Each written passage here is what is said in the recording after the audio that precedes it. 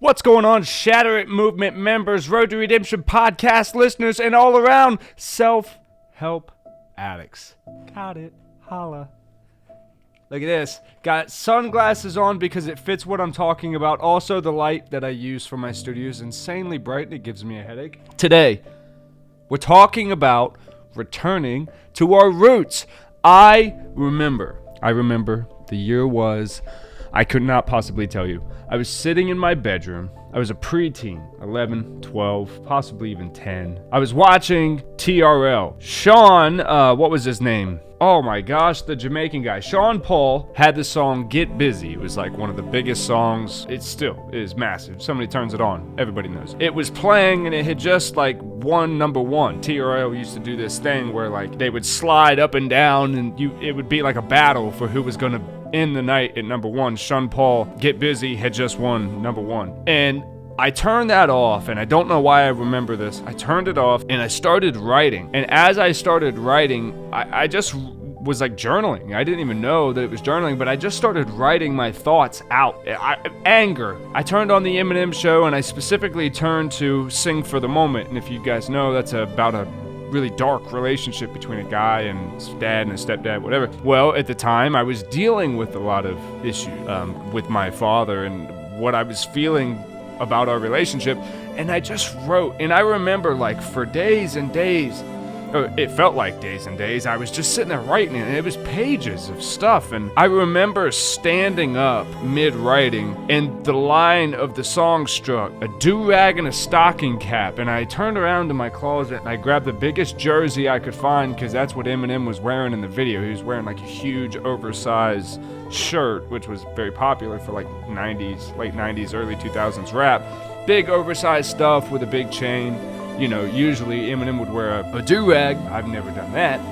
But I remember putting on this ensemble and taking on this pain that he was spitting through the lyrics of his verses, and I related to that so much where I couldn't relate at all to the Sean Paul song, but it had just hit number one, and I'm sitting there listening to this record and this full, you know, I don't know how I was so blessed, but my parents didn't really pay attention to the CDs that I had. So I had the, you know, unfiltered, completely raw version of the Eminem show, which is, you know, amazing now. One of the best albums of all time. So I'm sitting there vibing to all this stuff, just fully connecting to it. And that was the day I decided I will make myself something because of the story that I come from. Just like Eminem did, and so many others around that I seriously admire, I'm gonna use the underdog type mentality, and I'm gonna make something of my life to prove everyone wrong about me and about my come up, just like Eminem.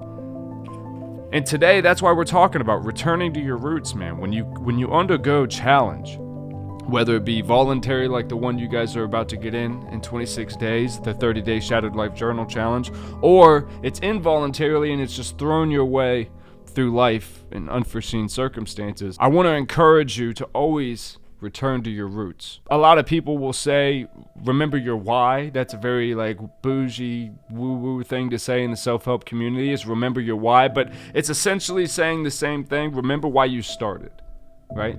Remember your roots also means, it goes a little deeper in my opinion, a little deeper into the roots, hey. It also means remember who you are. Sometimes along the way of a process or a journey or a challenge or in pursuit of a goal, in the pursuit of happiness, we lose who we truly are.